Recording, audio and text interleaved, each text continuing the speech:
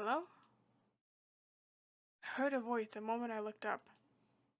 The rock cliff was actually made up of several boulders. There was a face peeking from behind one of them. Hello? Wow! A person! You surprised me. That was my line. Sorry, could you pick that up for me? The voice was feminine. I finally realized what was going on. So, you dropped this? I picked up the flashlight and pointed it at the source of the voice. Ah! High-pitched voice. Slender hand shielding the light. Sure enough, it was a young woman. It's so bright! Oh, sorry. This is me, by the way. That's creepy. Don't shine it up from below like that.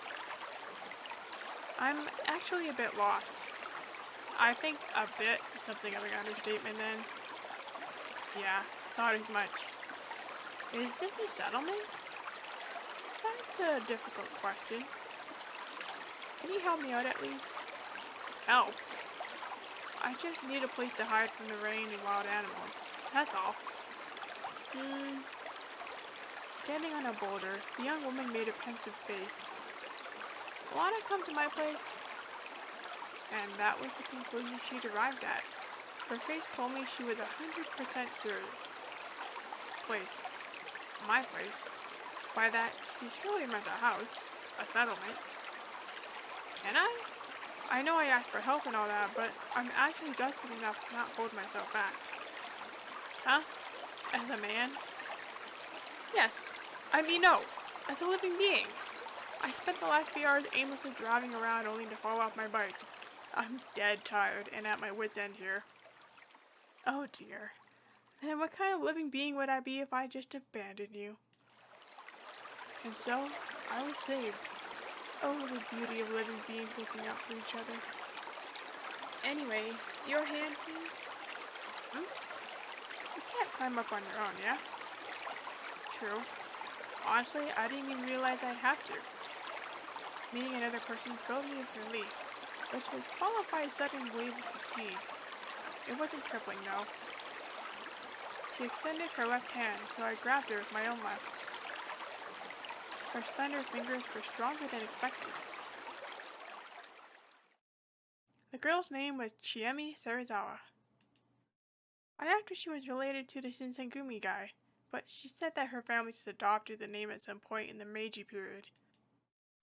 She was a 21-year-old who went to a college far away from here. This is her hometown, and she was spending her post-exams vacation here. We chatted about stuff like that when she led me out of the rocky ravine. There was actually a proper path, so the rock climbing was pretty pointless, but I was too focused on my footing to comment. She told me about herself as soon as we reached the solid ground. And what about you? I'm Haruaki Fusaishi, a graduate student in a Tokyo college. Ah, so you're a bit older. I'm 24, so 3 years. I'd say we're in the same age range. Yeah, so don't you dare be formal with me. Alright, then you can be casual with me too. Can I really? I like it when girls are friendly with me. Ah ha ha. Well, I know what you mean. I don't like stiff socializing either. Sure, I'll treat you like a friend. Wouldn't have it any other way. That aside, are we there yet? Not quite. We're like 5 minutes away. Hang in there, Chief. What a lively girl. You could tell she was used to people. Also, watch your step and focus on just the light. Any reason? There are loads of pebbles here. It's dangerous. The moment she said that, I stumbled on a rock too big to be called a pebble. And it's pretty dark tonight. I couldn't even see the moon anymore. Nodding in agreement, I focused on following the light in her hand. I gotta change. Wait here a sec. And so, I did just that. Given this was a mountain settlement, I had expected some old wooden house, but she actually lived in an apartment block. It was too dark to get a good look at it. All I could see were the cheap-looking walls, like you'd expect from some old boarding house for students. Also, she lived on the second floor, in room 202. I'd heard some raindrops as we were climbing the rusty stairs, but now it was really pouring. Between that, the darkness, and the large tree right next to the building, it was nearly impossible to see what was going on outside. It felt like I was all alone in a world of nothing but the walls, the door, and the fluorescent lamp above my head. It made me feel somewhat helpless. I distracted myself from that by imagining her changing. Eventually, the door opened up. "Sorry about the wait. Come in." All smile, she showed herself now wearing sports clothes. This was kinda exciting. "Look at this place. It's completely empty, huh?" "Yep. But get a load of what's in the fridge." "Magnificent." "Well, let's drink." "Hell yeah." Oh my. Yeah, her place was really empty. It was just a small room with a low table in the middle, a fridge near the door, and a large duffel bag deeper in. There were 2 old-looking bookshelves too, but they were completely empty. I wasn't bothered one bit though. Any girl's room was a wonderland to me. "Anyway, you went through some big trouble, so I'll drink to you." "And I'll drink to you for helping me out. You're a real saint." We opened up our cans, knocked them together, and downed them. Hey, it was actually good. The pleasant bitterness and the refreshing carbonation made for a good combo. Pah! So good. I live for this. Come on, you're too young to say that. Yeah, you're right. I'm not despairing for my future or love life yet. You hear that?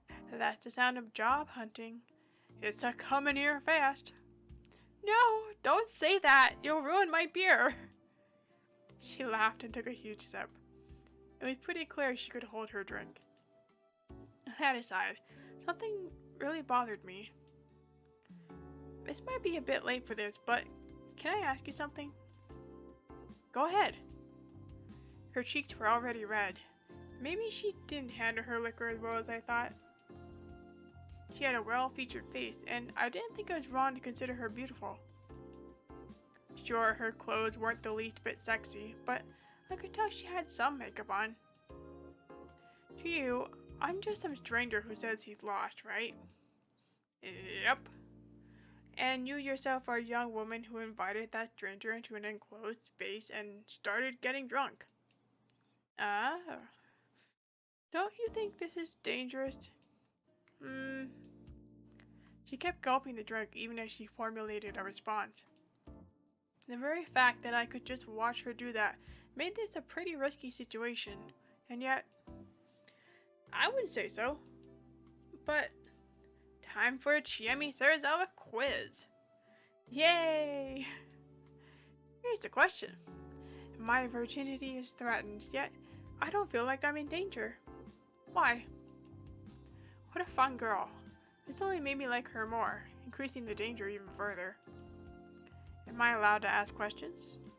Sure. Can I just assume that it's not because I look like a good guy? Well, I don't think you look like a bad guy, but no, I doubt you're good either. You look experienced with women for one.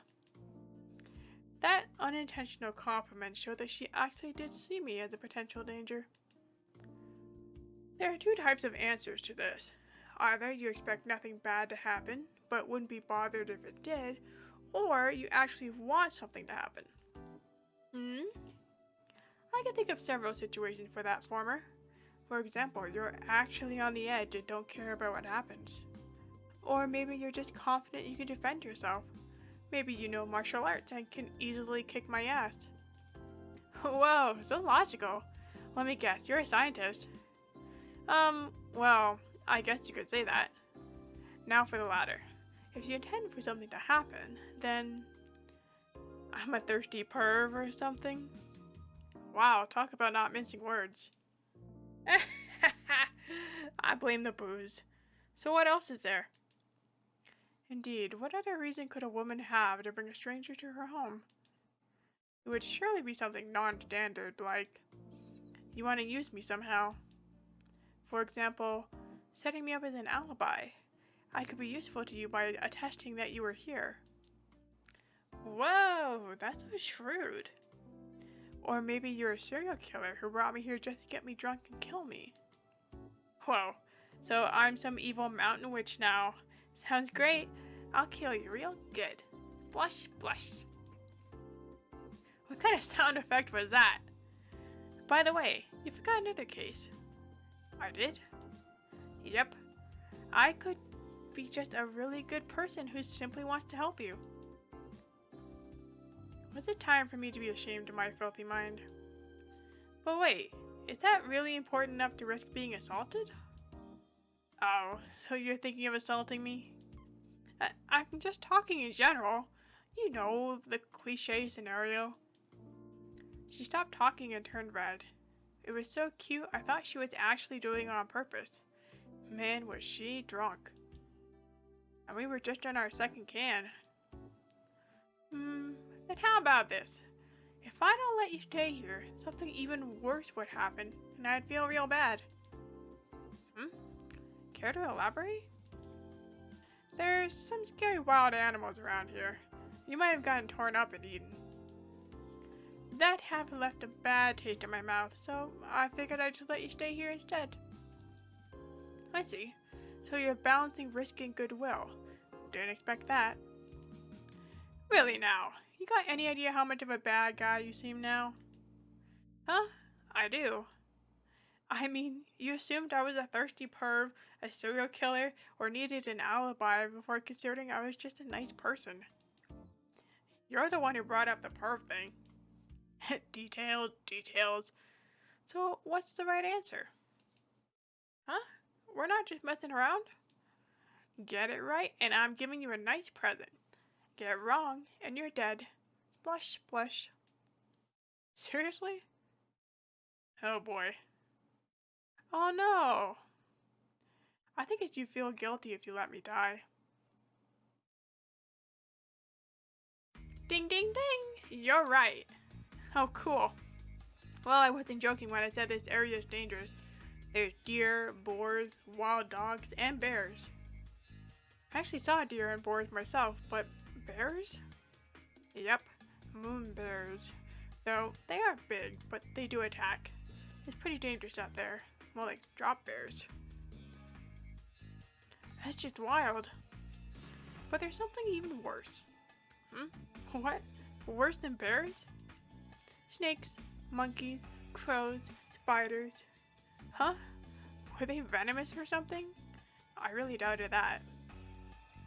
Those really didn't seem worse than bears. Also, wolves. There aren't any wolves in Japan. Yeah, there are. You're in the sticks, you know? She smiled and drank out of the third can. And speaking of wolves, whatever the reason, you ended up coming into a pretty girl's home. Won't you become a wolf yourself? Nope. What a gentleman. Have another one. I wasn't too sure, but I felt like she dodged the subject. Perhaps I wasn't being cautious enough. But then again, I've been wandering aimlessly for a long time by now. I had enough recklessness in me to enjoy sharing a drink with a cute, if shady, girl.